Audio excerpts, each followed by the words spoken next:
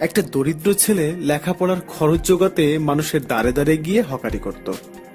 একবার প্রচুর খিদে নিয়ে সে এক রমণীর দরজায় গেলেও লজ্জায় খিদের কথা না বলে এক গ্লাস পানি চাইল।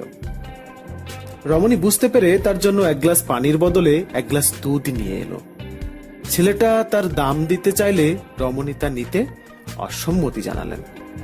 ওই দিন ওই ছেলে শুধুমাত্র ভরা পেটেই ওই বাড়ি থেকে বের হয়নি, বরং বেরিয়েছে অনেক অনুপ্রেরণা এবং শ্রদ্ধা নিয়ে। অনেক বছর পর বড় শহরের বিরাট এক ডাক্তার হাওয়ার্ড কেলি এক মৃতপ্রায় রোগীর চিকিৎসায় নিয়োজিত হলেন।